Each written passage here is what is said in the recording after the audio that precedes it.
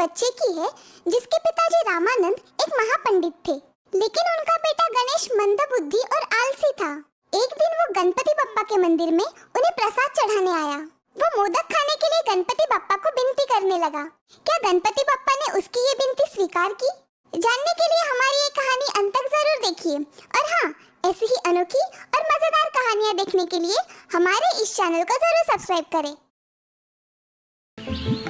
रामानंद नाम का एक बड़ा ही ज्ञानी पंडित था। उसे बहुत से ग्रंथों का ज्ञान था। लोग उसका बड़ा आदर करते थे। उसे कथा वाचन के लिए अपने घर बुलाते थे और उसका आशीर्वाद लेते थे। रामानंद को 12 साल का एक लड़का था। रामानंद गणेश भक्त था, इसीलिए उसने बड़े प्यार से अपने बेटे का नाम भी गणेश ही रखा था। दुर्भाग्यवश गणेश मंदबुद्धि और बड़ा ही आलसी था। ना ही उसे पढ़ाई में रुचि थी, ना ही किसी खेल में और ना ही किसी अन्य काम में। उसे सिर्फ 2 ही चीजें पसंद थी, पेट भर खाना खाना और दिन भर सोना। क्या करूं मैं इस लड़के का? खाना और सोना, इसके अलावा तो इसे कुछ सूझता ही नहीं है। लोग मुझे महाज्ञानी महापंडित कह के मेरा आदर सत्कार करते हैं, और एक ये है कि जिसे पढ़ना लिखना भी नहीं आता।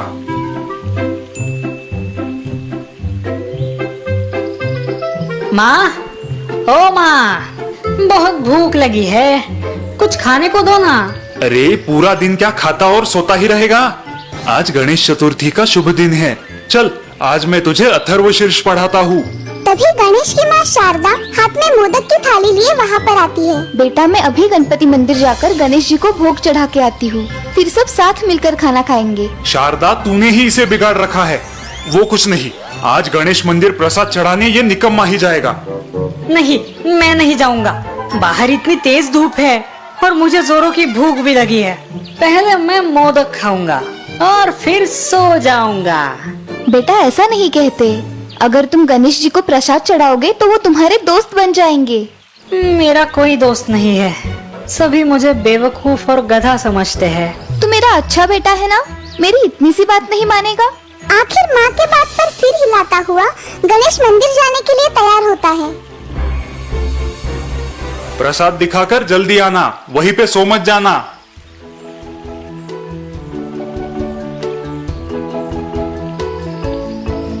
चलो, अब जल्दी जल्दी खा लो, मुझे भी बहुत जोरों की भूख लगी है। गणेश मूर्ति को ताकने लगता है, लेकिन वो पत्थर की मूर्ति ना हिलती है ना बोलती है। अरे क्या हुआ, तुम्हें भूख नहीं लगी है क्या? देखो कितनी अच्छी सुगंध आ रही है। मेरे मुंह में तो पानी आ रहा है और पेट में चूहे दौड़ रहे हैं। मैं आपकी बात नहीं कर रहा, मैं इसकी बात कर रहा हूँ। गणेश फिर मूर्ति की तरफ देखता है। क्या तुम्हें मेरे सामने मोदक खाने में शर्म आ रही है? ठीक है, मैं अपनी आंखें बंद कर लेता हूँ। चलो चलो, अब जल्दी से मोदक खा लो। मैंने अपनी आंखें बंद कर ली है। थोड़ी देर बाद गणेश ने अपनी आंखें खोली, लेकिन मोदक जैसे के वैसे ही थे। देखो, अब मुझे गुस्सा आ रहा है। अगर तुम हटी हो तो मैं भी हटी हूँ। जब तक तुम ये मोदक नहीं खा लेते, मैं यहाँ से नहीं हिलूंगा। आखिर कब तक भूखे रहोगे? गणेश वहीं पर बैठक जमा कर बैठ जाता है, लेकिन थोड़ी ही देर में उसे नींद आ जाती है।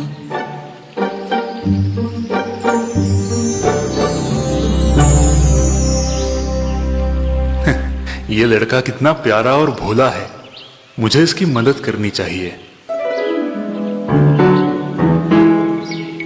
गणेश, बेटा गणेश, उठो उठो बेटा। कौन है? सोने दो मुझे। उठो गणेश, मैं हूँ तुम्हारा दोस्त। इतनी देर क्यों लगाई? चलो अब जल्दी से मोदक खा लो, मुझे घर जाना है। तुम भी मेरे साथ मोदक खाओ। मैं? चलो ठीक है, लेकिन तुम मेरे पिताजी से शिकायत नहीं करोगे ना मेरी? नहीं करूंगा बाबा।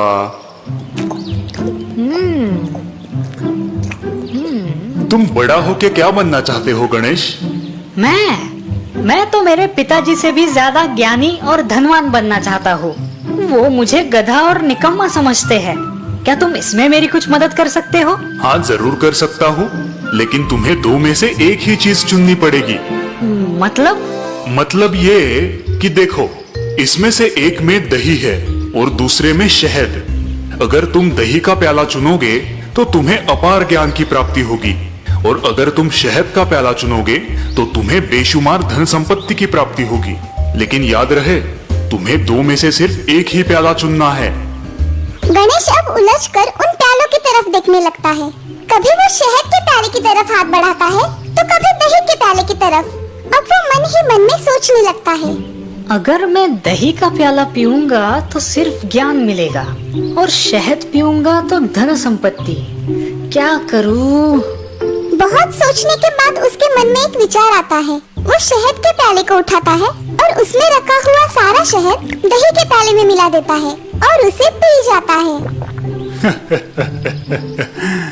तुम तो बड़े होशियार निकले। तुमने अपनी चतुराई से ज्ञान और धन संपत्ति दोनों प्राप्त किया है। मैं तुम पे प्रसन्न हूँ गणेश। तथास्तु। गणपति बप्पा अदृश्य हो जाते हैं। गणेश दौड़ता हुआ अपने घर आता है। उसके हाथ में खाली थाली देखकर रामानंद गुस्सा हो जाता है। देखो इस निकम्मे को, इसने सारे मोदक खुद ही खा लिए। मैंने नहीं पिताजी, गणपति बाप्पा ने खा लिए। पहले तो सिर्फ आलसी और निकम्मा ही था, अब क्या झूठ भी बोलने लगा है? शर्म नहीं आती तुझे? भला एक पत्थर की मूर्ति मोदक कैसे खा सकती है?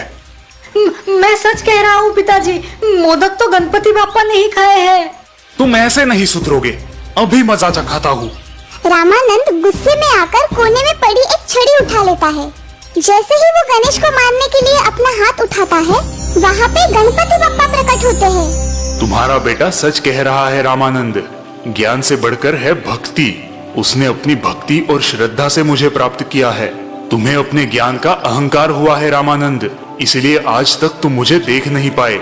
यह हमेशा याद रखना, जो भी श्रद्धा और भक्ति पूर्वक मेरा स्मरण करेगा, मैं सदा उसका रक्षण करूंगा। आज से तुम्हारा ये बेटा महापंडित गणेश के नाम से जाना जाएगा। तुम और तुम्हारा परिवार सदा सुखी रहे। तथास्तु। गणपति बप्पा मोरया। मंगल मूर्ति मोरया। गणेश की श्रद्धा और भक्ति से प्रसन्न हुए और उन्होंने उसे महापंडित बनने का आशीर्वाद दिया। तो दोस्तों, इस कहानी से हमें ये सीख मिलती है कि जो भी श्रद्धा और भक्ति पूर्वक गणपति बप्पा को याद करता है, गणपति बप्पा हमेशा उसके साथ रहते हैं।